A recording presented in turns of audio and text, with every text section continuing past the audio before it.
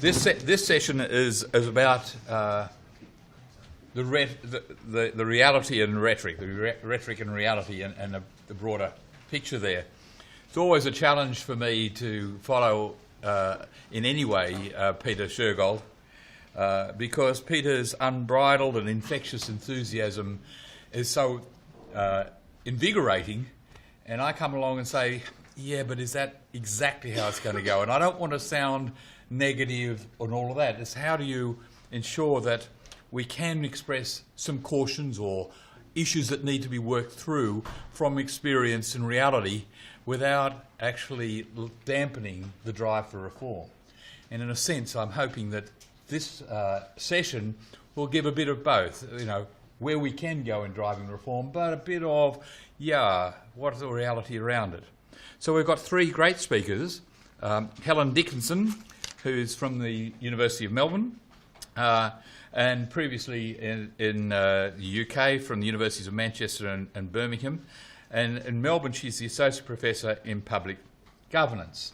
But she can bring to us a broader picture of the movement away from just new public management to where we've been heading in this broader field of wider connected government. Then we've got David Gilchrist. I won't introduce him again because he's been introduced last night and again this morning, but an interesting role he's had both within government and with the not-for-profit sector. Tessa Boyd-Caine is the Deputy CEO at ACOS, but she's also a recipient of the inaugural 2013 Fulbright Professional Scholarship for Non-Profit Leadership. And in that, she's been looking at, in her case, some of the US experience in philanthropy and the other ways in which to improve the capacity of non-government sector and how it can work with government. So that will be an interesting subject. And then we'll have, after that, some comments from Meredith Edwards. Meredith is Emeritus Professor of Governance at the University of Canberra. She led the Institute of Governance for a long time at the university there, including during the period that it was part of ANZSOG's activities. But she was also a Deputy Secretary in Prime Minister and Cabinet before that. So she's got a strong interest in the issue of governance, the way in which government works with academics, works with community, works with NGOs, business and so on, and how that has been operating. So a great panel and discussant. So we might start off now with Helen Dickinson. Helen.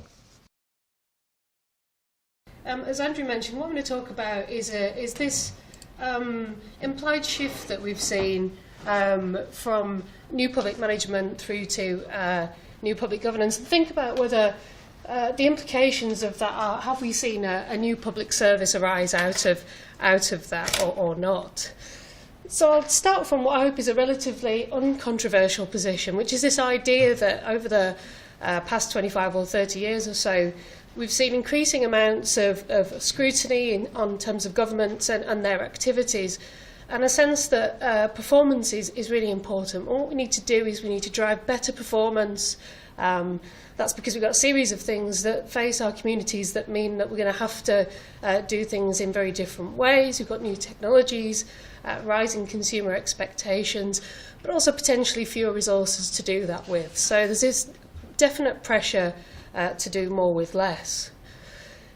In the literature, when you look at that, one of the ways that it is suggested you can do some of that is through the reform of governance, and we've certainly seen this as a trend over the last 30 years or so. So after the formation of many big kind of welfare states post-World War II, what we saw were the large kind of hierarchical organisations that Peter mentioned earlier. The late 1970s, 1980s, there was a critique of these forms, too big, inflexible, they don't deliver what we need to do and they're very inefficient. And so what we saw was the introduction of some sort of market mechanisms to change the way that government works and to incentivise things in different sorts of ways. However, again, you get to the mid-1990s and these mechanisms have their own unintended consequences, and what we see is a broader interest in notions of networked governance across a much more disaggregated picture around public services. And so when you look in some of the academic texts, what you tend to see is this suggestion that we've shifted in modes of governance, and we've shifted through different kind of paradigms around managing public services. And so this is a table that's just based on some work that Stephen Osborne did in setting out this idea of new public governance. And he suggests very much that, we've moved through this time where we were just interested in kind of rational public choice type theories into a context where we need to think about networks and we need to think about inter-organisational relationships, and those as being fundamental to government. And sometimes when you read the academic literature, it suggests we've slipped through these different modes of governance in a relatively kind of successive way, each replacing the former. Whereas the reality, I guess, that we all know is what we have in practice often is more of a hybrid. So rather than creating an entirely different new public service, what we have is the overlaying of these different sorts of mechanisms on top of one another. And sometimes they produce helpful outcomes and sometimes less sort of helpful. So one of the analogies that I often think about in demonstrating some of this is the idea of a palimpsest. So any of you who have kind of read any literature around ancient Greece or anything like that will be familiar with the idea of the palimpsest. But essentially in a context where it was very expensive to produce paper and writing materials, what you found people did was they wrote on an item, and then when that had sort of outlived its usefulness, they either washed off or rubbed off the text off that source. And they overlaid it then with more writing. And so, like in this picture here, what you find is you've got at least 3 or 4 different kind of versions of writing over that. And what you find is sometimes that produces kind of really interesting effects as those bits of text come together. And sometimes it's really unhelpful and you can't read what's there at all. And I guess what we have today is this kind of palimpsest or overlay of different sorts of modes of governance.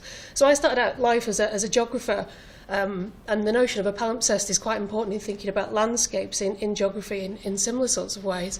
And what it suggests is if you look at a picture like this, you can't automatically see what has formed these sorts of landscapes, because often it's successive different waves of impacts. But if you look at different sorts of points, you can work out some of the different iterations that have gone on over time.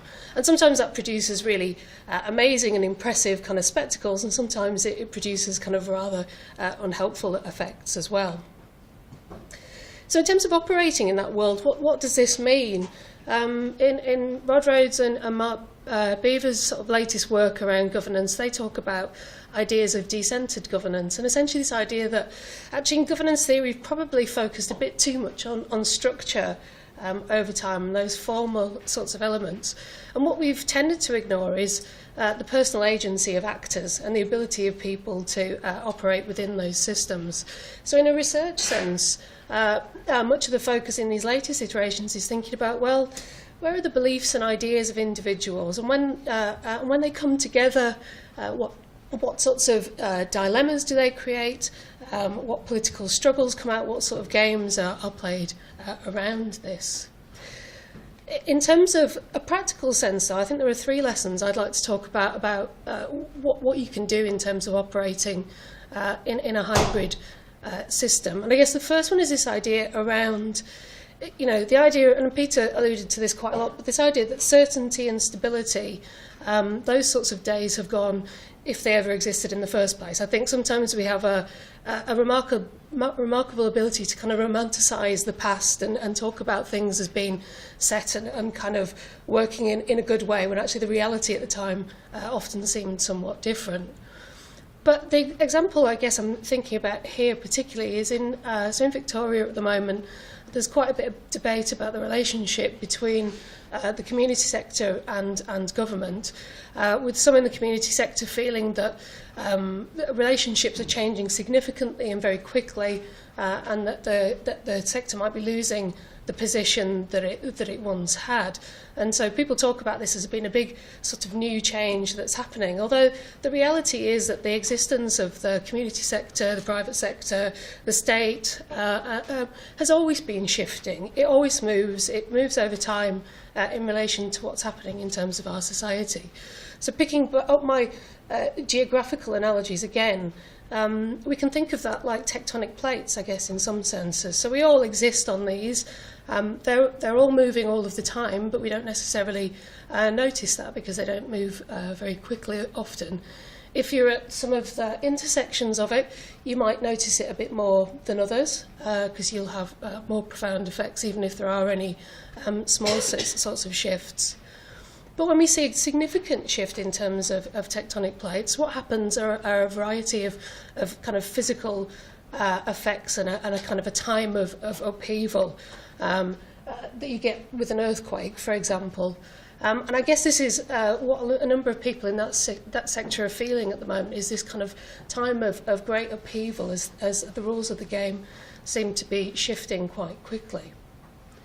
So the second lesson then is, well, if we can't guarantee that things are going to stay the same and that we're not focusing on structures, then what does become important? And in that context, this issue of values and purpose is absolutely crucial. So do we understand the sorts of values and value that we want to create through public services? When we think about organisations who are involved in the delivery of that, are they clear about their contribution that they want to make, about their mission, about the reason for being there? And many of you will be familiar with the Power to Persuade site, which hosts a series of really interesting conversations about this sort of issue. And we've got Gemma Carey here with us today, who leads that site. And there's a seminar coming up in a couple of weeks again, which will pick up on some of these issues around value and values. So the final thing I just want to talk about before I lose my voice entirely is about this issue of skills and capabilities of public servants. So last year, Helen Sullivan and I did some research looking into the future of the public service workforce. And later today, you'll hear from Catherine Needham, who's at the University of Birmingham, and who did a piece of UK work that sat alongside our Australian investigation. And I guess one of the things that we found through this is we're kind of asking public servants to do very different sorts of things, and yet we're recruiting them, developing them, performance managing them, in very traditional sorts of ways. And then we're quite surprised that they don't do the sorts of things that we've heard about from Peter in terms of agility and so on.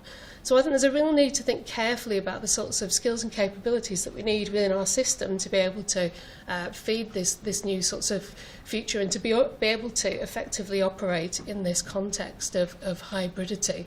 And so if you're interested in this work, there's a report about this on the School of Government website, and we also have a blog that brings together the two pieces of work from the UK and Australia, in which we explore kind of innovative and interesting ways that people have attempted to plug these sorts of skills gaps. So having set out those three lessons that I think are important, I think I will stop there and hand back to our chair. Given that I've only got 10 minutes and I don't seem to have the public suasion that Peter had in just taking the time he wanted, but I'll talk to him about that at lunch when he's back. I want to cover essentially, I guess, three main points. One is to introduce the paper, or rather the experiment, if you like, that was conducted in Western Australia, and give you some ideas about the background of what I'm actually talking about. The second is to talk about the evaluation, which is the fundamental part of the research that we undertook in the Curtin Not-for-Profit Initiative to look at this experiment. And then the third element that I want to talk about is, if you like, some points that I think are really needing raising in this environment. It's a good place to do it, but to some extent are, if you like, ultra vires to the central theme of the paper that has been presented today. But in 2011 in Western Australia, we had a change of state government where that government, as one of the first things it did, was to undertake the almost inevitable these days audit of public expenditure and activity. That audit was a very, very broad and deep examination of pretty much everything government was involved in the state, and of course, perforce had a significant amount to say about the not-for-profit government relationship and the kinds of services that government and not-for-profit were undertaking together in Western Australia. The outcome of that audit committee process as far as not-for-profits were concerned in Western Australia, or rather what we have come to call the funded sector in Western Australia. So that part of the not-for-profit sector that is actually in receipt of government funding to undertake the implementation of government policy or provide services on behalf of government.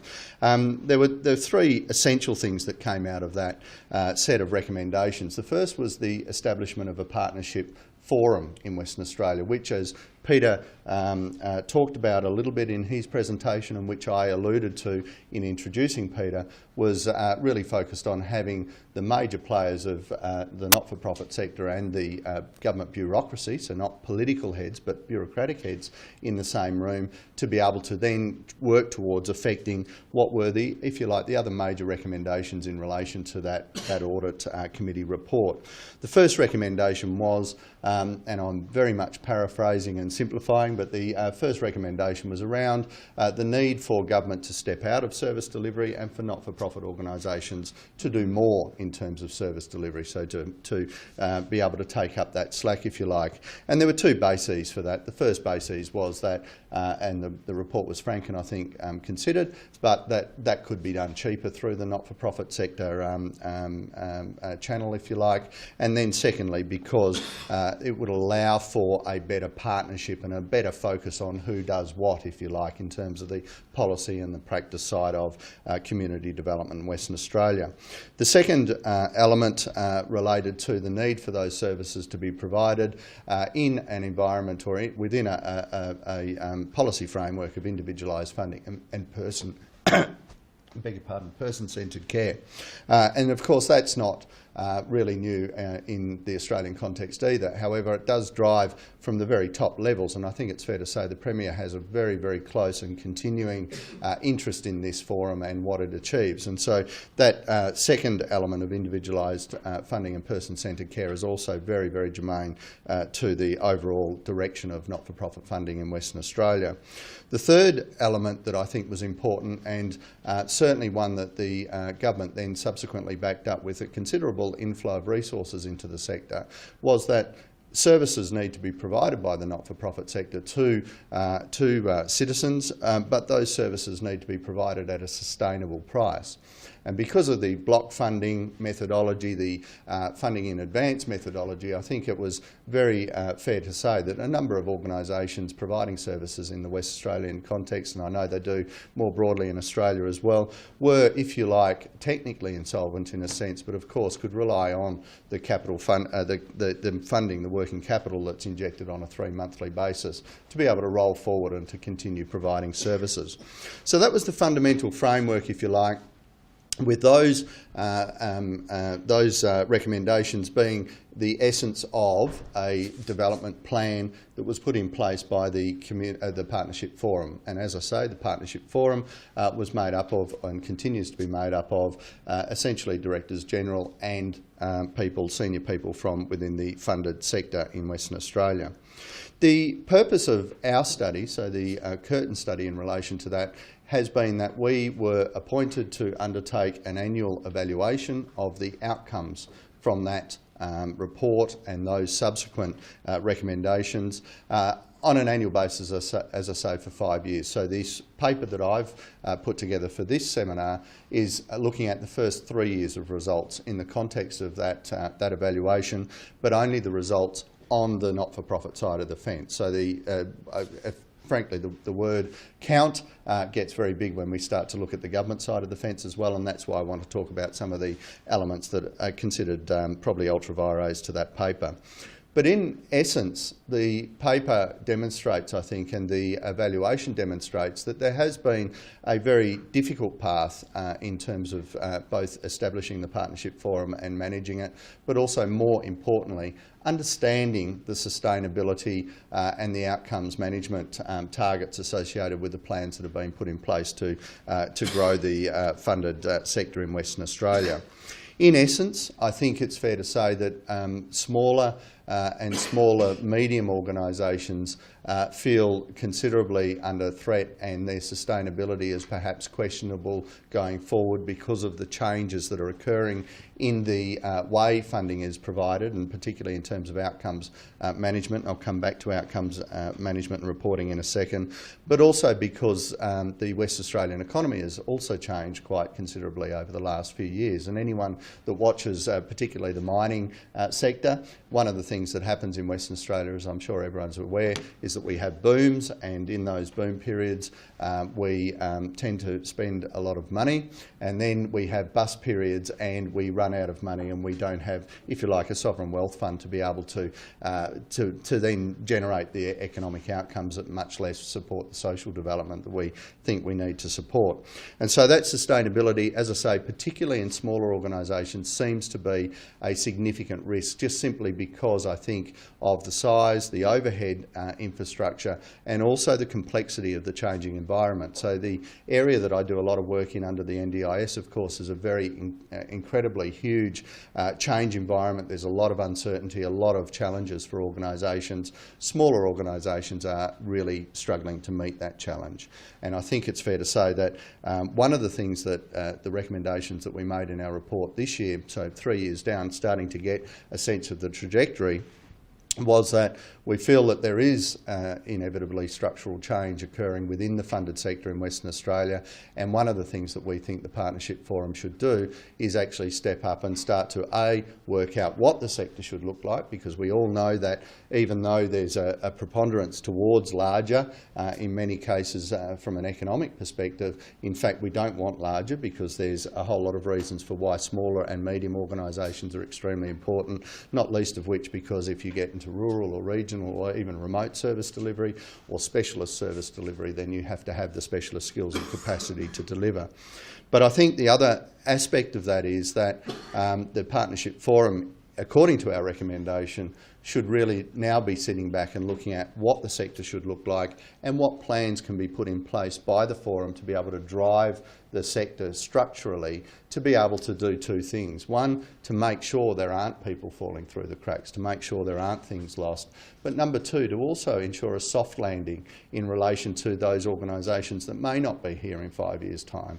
That in fact we have a process in place to be able to ensure a sensible retreat from service delivery for those organisations that are indeed needing to retreat from service delivery, and a sensible and sustainable and, if you like, a certain level of surety for those people who are receiving services when those services are transferred to other providers. So there's a seamless, logical implementation process, if you like, that I think the Partnership Forum is probably the key group of people to be able to develop and devise and implement that kind of thing.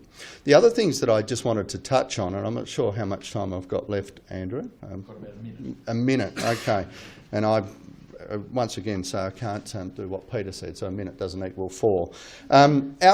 There's a couple of things that I do want to touch on. The first is outcomes. Well, I haven't mentioned a lot about outcomes in the paper. However, there are still and remain significant challenges in terms of identifying what an outcome is in an organisation, identifying how to measure that outcome, and then how to report on that outcome is a continuing challenge for not-for-profit organisations. On the other side of the fence, if you like, which is not really the kind of language we want to be using at this seminar, but it is equally difficult for government to talk in terms of outcomes, to talk in terms of what an outcome looks like, and then how do we want those outcomes reported to us as major stakeholders in this arrangement as well. So I think that's the first thing that was really important. I think the second thing that's really important is the extent to which the Partnership Forum can maintain itself as a true partnership, in other words, to have endurance in that partnership process and not have the camps retreat to their respective corners in what has been a pretty comfortable dichotomy in Western Australia for 30 or 40 years. And I think that is probably the central challenge. While I'm suggesting, and the paper suggests, that we need to really see the Partnership Forum developing plans and pictures of what they think should be established in time to come, really the Partnership Forum itself and the state of what I would term true partnership is a major challenge for those people around the table, but also for the broader sector and the broader government. And I think that's a really important element as well. So the endurance, not just the idea of the brainchild and setting it up and letting it go, but the endurance so that that is a effective forum in time to come. Thanks for the opportunity, and I'll look forward to questions in a minute.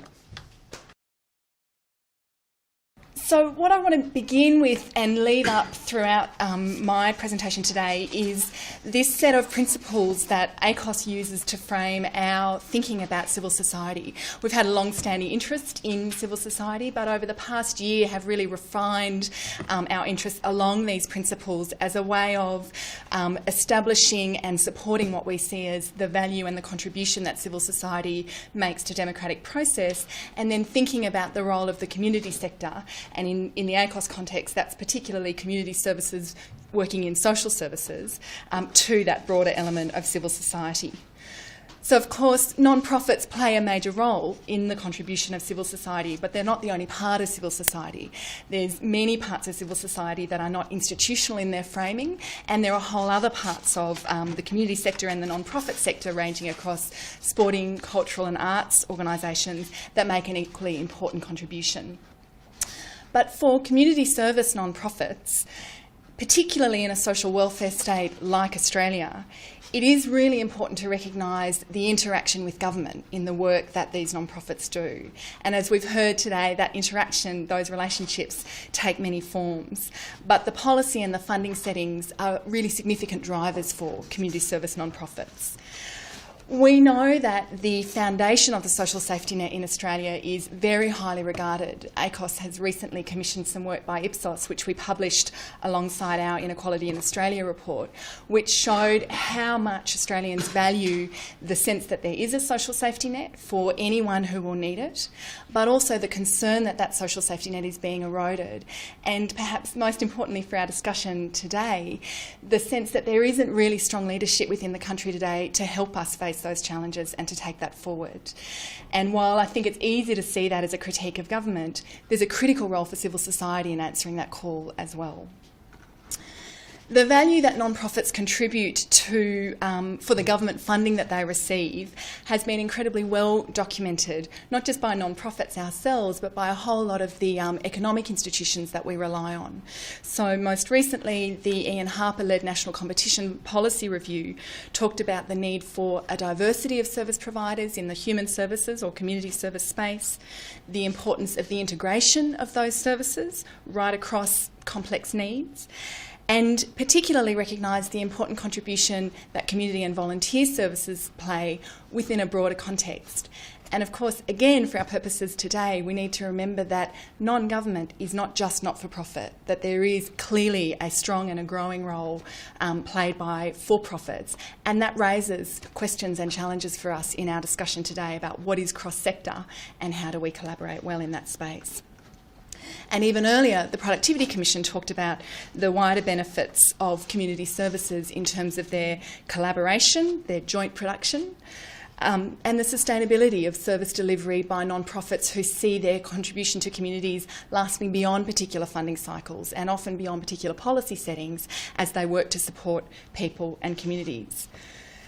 It was unfortunate, I think, that the Productivity Commission framed those benefits as spillovers, because in our work we see them as the innate value of community services, and one of the things that distinguishes the not-for-profit contribution within civil society to the contribution that others might make in human services. And again, I think if we think about that contribution around for-profits, that's an important point to explore. Undoubtedly, there are some examples of how the relationship between government and community organisations, community non-profits, have really supported and aided the benefits that I've just outlined. We talk a lot about the Partners in Recovery program as one example, a health-funded program that saw the capacity for collaboration between community-based organisations, doctors and other professionals in the mental health space as really critical to try and support complex and chronic needs over time. We're about to see that program rolled into the NDIS, and we really hope that we will maintain some of that really important capacity, which often is not funded or supported in terms of policy and funding settings. And similarly, many in the sector talk about communities for children as a similar example of really supporting and recognising and valuing the capacity for good coordination and collaboration across community organisations. By the same token, there are a whole range of examples of how government processes around policy and funding in the human services space have really undermined the capacity and the effectiveness of collaboration with non-profits. We are incredibly concerned about the impact of competitive tendering rounds and the initial funding cut through which those competitive tendering rounds have been implemented over the past 2 years, seeing $1.8 billion ripped out of community services, and in the course of the funding rounds that have followed, seeing a real fracturing of relationships, a real undermining of collaboration in the sector, and a reduction in transparency, not just for not-for-profits, but most importantly for the communities that they serve. We've also seen a real challenge to effective policy processes and consultation with the risk-averse and I think the quite cautious approach around engagement with stakeholders. And again, that's a challenge for us well beyond funding processes in terms of how we see and support a strong contribution by civil society to the decision-making of the nation. And I think that echoes Peter's earlier point this morning that as much as it's easy to pinpoint things like funding processes, it's actually the relationships and the culture of those relationships that drives the best collaboration. So even as we strive for collaboration, we need to recognise that there are different interests and often different desired outcomes as part of the way that we identify how we can best work together. So with that framing of some of the issues that I think are really relevant to the context of civil society in Australia today and its collaborative relationship with government, I want to look now to a couple of examples from my work on the Fulbright last year in the US. These are quite different examples, but I think they give us some good pointers towards what we might think about. So the work that I was doing was looking at how charities and non-profits, particularly philanthropists, engage in public trust and confidence, how they tell the story about what they do and why it matters. The starting point for that in the US is the data around that is gathered by regulators. So from the national tax body, the IRS, through to state-based charity regulators, all charities are required to report a phenomenal amount of information in return for very significant tax benefits. Now, those charity regulators do varying degrees with levels of analysis with the reports that they receive, but the one thing they all do is publish them. So every report by every charity is published and is available online. And from that baseline of data, not-for-profits in the US have developed and really led an agenda around the research, the analysis and the dissemination of information about the sector. So in leading that agenda, they've had to work very closely with regulators, but with whole arms of government that are involved in similar enterprises, that are involved in social services, that are working in the communities that not-for-profits are themselves. But in leading that process around what do the data tell them about what they do, they've really, I think, brought a very different level of engagement to the process of collaboration across sector. One of the challenges I think we face in the non-profit sector in Australia is the reticence to expose ourselves to that similar level of challenge. We're legitimately concerned about the overhead myth, the assumption that if we report transparently our operating costs and our expenditure, we will be charged about how we will be subject to challenge around how we spend our money and whether it's really reaching the ground, rather than arming ourselves with a really strong argument about how important effective, well-developed organisations are for the work they do in community. We also see really strong concern coming from the non-profit sector about league tables and the likelihood of those if we make the data that is already available more accessible. And I think it's time for the non-profit sector to recognise that we're in a digital age. It's not technology that drives disruption. Technology is the vehicle. It's data that drives disruption. And the data about charities, through the new national regulator and through a whole lot of other sources, is now available. Charities and non-profits in Australia can lead the conversation about what we do and why it matters, but if we're not part of it, it's going to happen anyway. And I think if we pick up that capacity to lead an agenda by the non-profit sector around our own data, that gives us another really critical lever for our relationship with government, and that is to seek greater accountability and greater transparency from government about the data and the information that it holds around community health and wellbeing, and how best we use those data collectively to work towards progress that will benefit us all. Thank you. Thanks for this opportunity. We have three very different papers before us.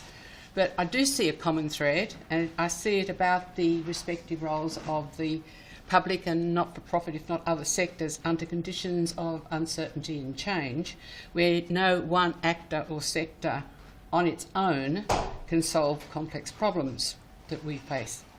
So the first paper from Helen, I thought, provided an eminently sensible overview, big picture, in particular looking at the mismatch between the rhetoric, especially in the more academic literature, about horizontal relationships and the reality in a much more mixed framework, suggesting that now and into the future we'll have more layers of different reform processes rather than wholesale changes in organisational arrangements.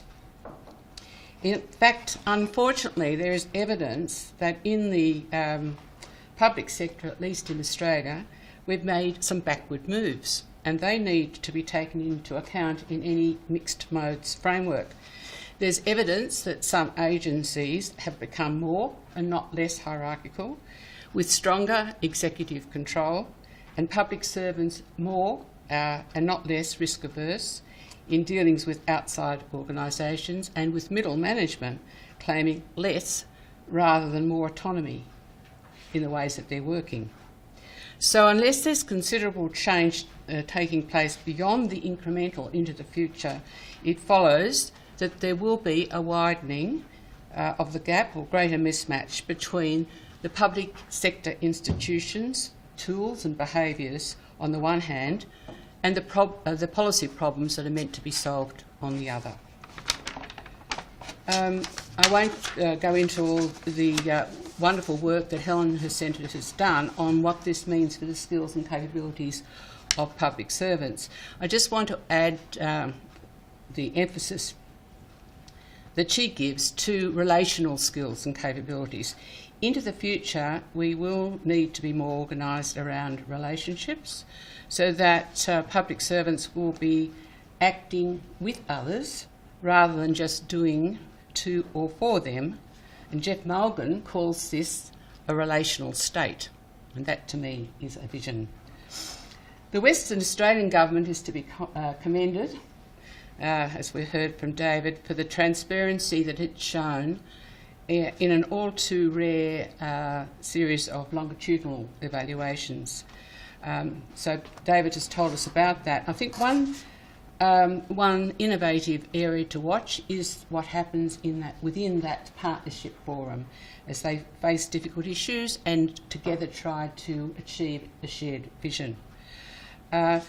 David's paper points out an interesting fact, I thought, that there's inconsistency across agencies in dealing with the not-for-profit sector, which suggests that crossing boundaries internally, just agency, is a challenge that probably is as great, if not more, than crossing the challenge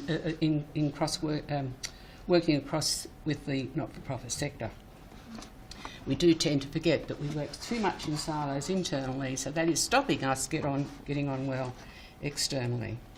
The evaluation did raise several questions for me about the broader framework of principles on which the relationship will be based into the future, and perhaps that will come out of the partnership forum, and I've got a couple of suggestions what might be within that framework. Tessa's paper seems to be a considered reflection on how to gain more sharing of power and collaborative arrangements between the public and not-for-profit sectors and with civil society more broadly. Importantly, she considers the value of collaboration across sectors and with citizens in the development of policy before the stage of delivery. And I think the lack of willingness by governments to share the decision-making with other sectors and with citizens, I think that reflects what I call a decision-making deficit.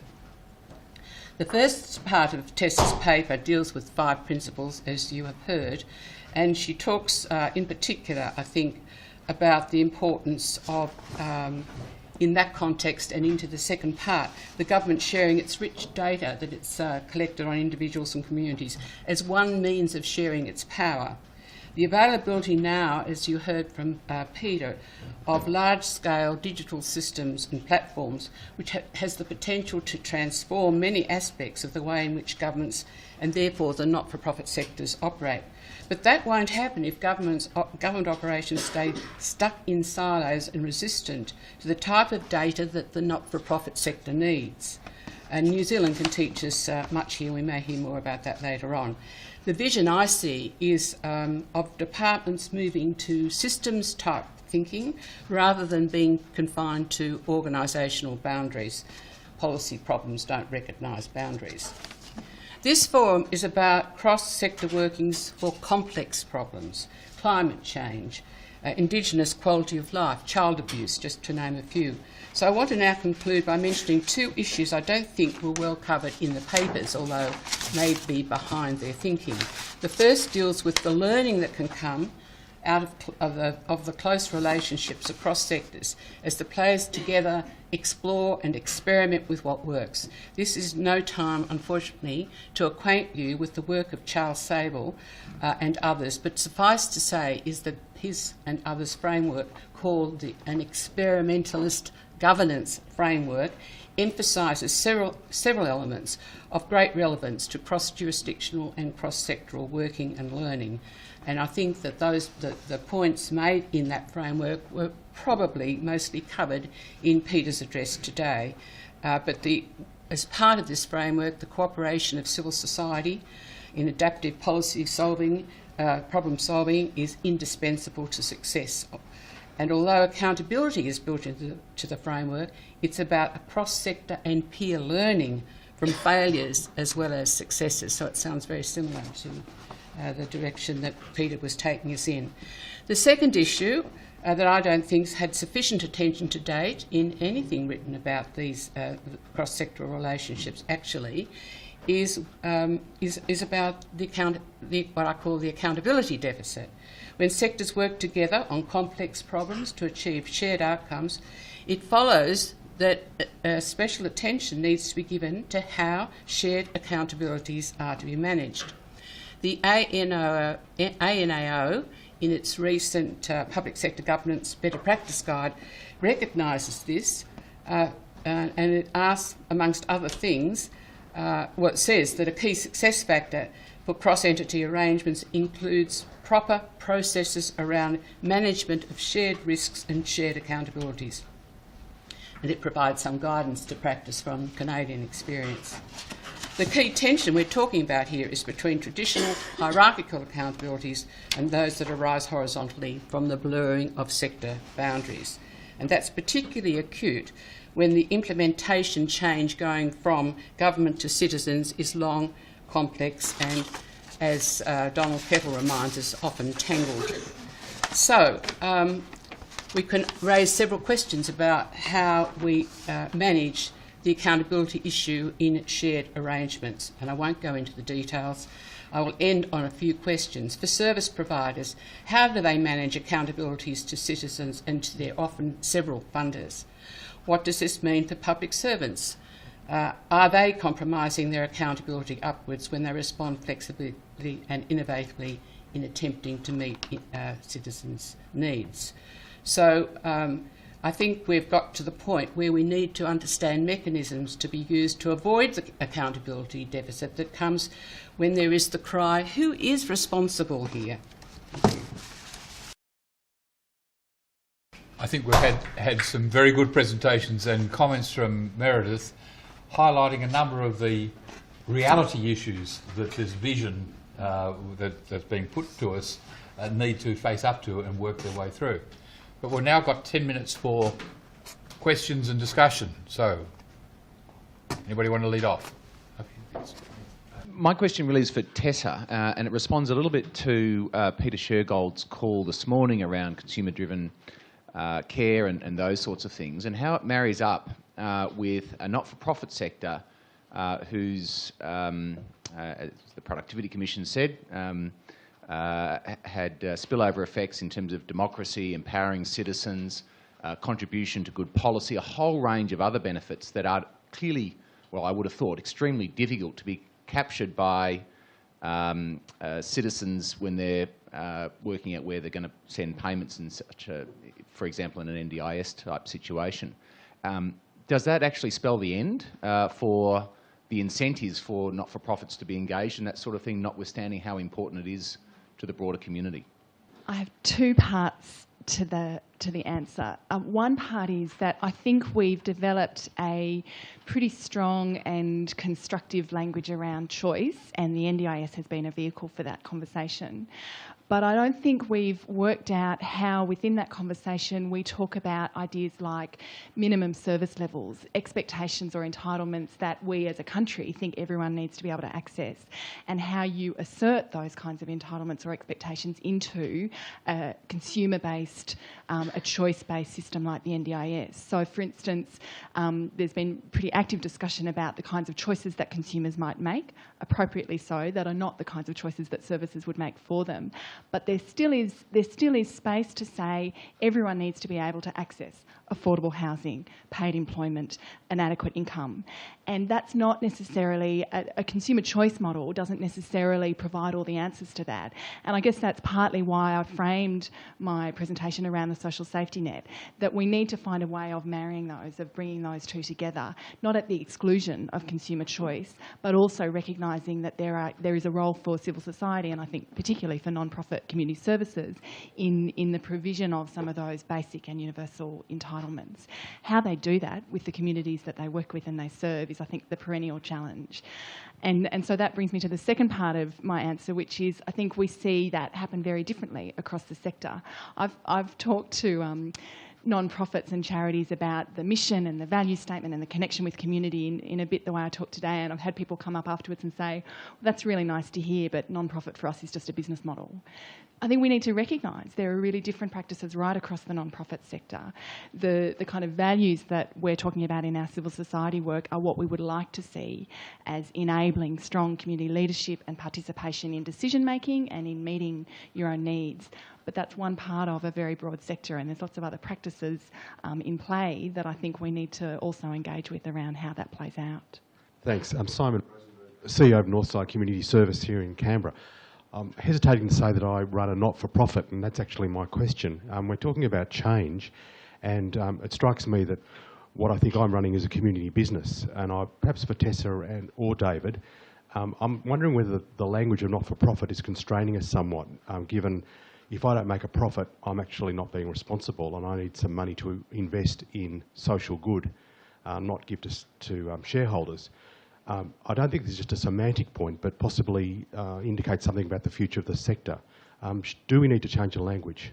I think the short answer is we need to educate what it is that not-for-profit's about. So most people in the room would be aware that not-for-profit means that the stakeholders, members, don't take a financial a profit or a financial reward out of the organisation, but rather profit is reinvested. But at the same time, in an environment where philanthropy is growing and we're encouraging it, we need to get some education out there about how important it is that not-for-profit organisations are sustainable, that they are actually making a profit in order to reinvest and do all the things that we talk about them doing in a different environment to that which we have at the moment. And I think there's a number of words in the rhetoric that we really need to get definitions out there on. Choice is another one. We're just talking about choice under NDIS. Well, there is choice, but it's not the kind of choice that people would immediately attach to it. There's actually quite a restriction on what you can choose and how you can choose it and what kinds of things you can do. And I think that's where the rhetoric is really dangerous. We've got to get back to educating people on what it really means, whether it's not-for-profit or changing the title to something else. I think the fundamental thing is that we've got to get people understanding that our organisations have to be financially sustainable, they have to be mission sustainable in order to be able to deliver what we expect of them. And that's the accountability circle being closed, as Meredith just talked about. Well, then we'd start talking about how we account for that, how we account for our not-for-profit status and the opportunities that we get as a result of that.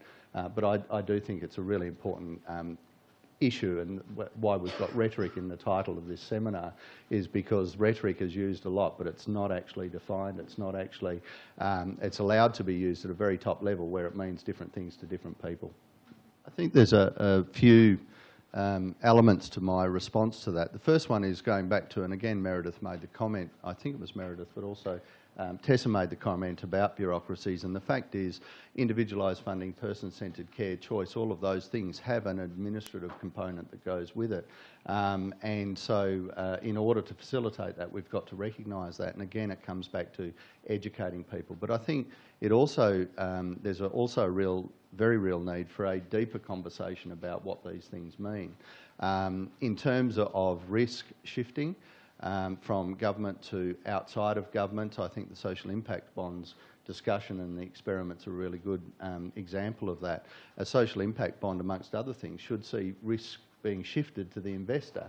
And I'm being very general, and I'm very happy to be abused as well. But government's not good at shifting risk, and I think we've seen that in PPPs around the country. We've seen that in SIBs. We see it in a whole lot of areas, lots of reasons for that. But I think the political diatribe is what drives it. And I kind of agree with Peter's last comments to or responses to one of the questions. I think we actually need to start respecting voters, and to the extent of saying, well, actually, if we explain things to voters and have a story around what it is we're doing and why we're undertaking that experiment or that thing or what's happened, then I think then they're going to be less punishing than just the very quick 6-second door jams that we have at the moment, which don't explain anything but allow people to go back to their corner and they're called police. Yes, I suppose I think it's a terrific question, because if we had a breakout session to workshop a particular problem, I think that would be a good one to start with.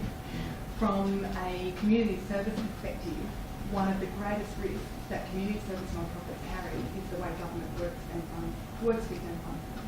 So the idea that governments are holding the risk, I accept as a truth in government, but that's very different from the experience that many of our members and colleagues have around the impact of funding. You know, the example David gave, that the way government funding processes require organisations to be insolvent puts us into significant breach in our government's responsibilities. Those are two absolutely true statements at the same time, and they reflect a history that I think many sector colleagues in the room could talk to.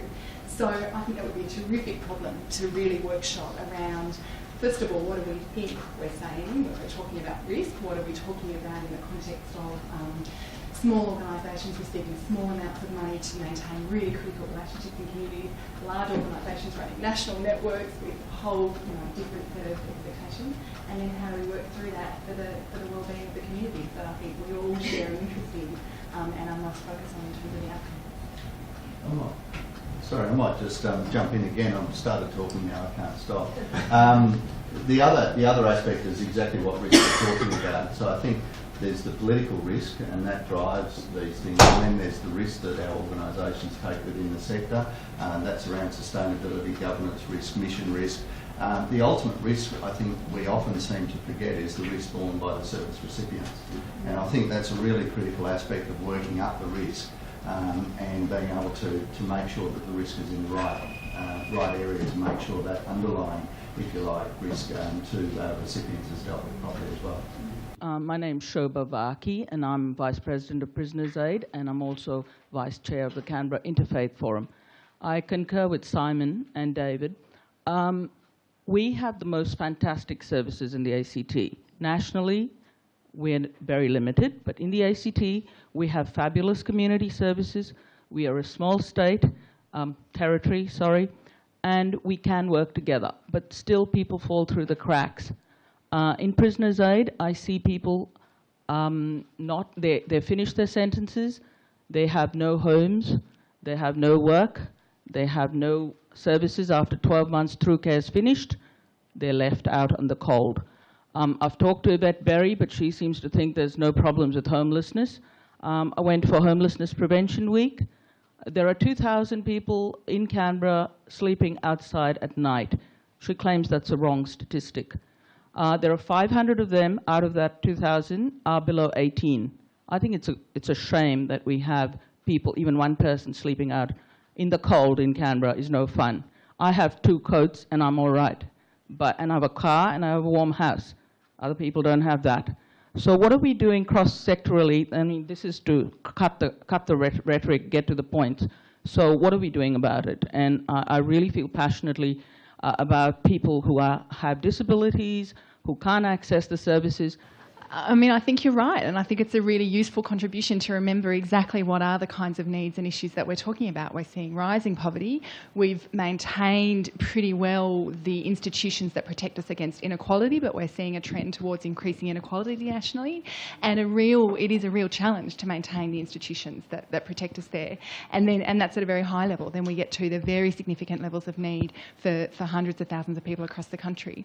So I think there's a lot that we could be doing better with the money that we're spending around social programs, around human services, and I think the way we collaborate with communities as well as community services is a critical part of that. But again, at the high level, I also think the data driver is a really important one for us to look at. So how are we tracking our progress? How are we measuring it? How are we, communities, able to access what government knows about that, to use that to test our own effectiveness as well as the effectiveness of government, and to really drive anti-poverty strategies, to really drive progress towards affordable housing, to really drive progress to addressing the very significant long-term unemployment that we're seeing right across the country. Thank you very much. I think that did sort of put us back on the grounds of what are the real wicked problems that are very real that we need to be addressing in the background to this whole seminar. Can I just make a couple of comments, drawing a few threads from the presentations?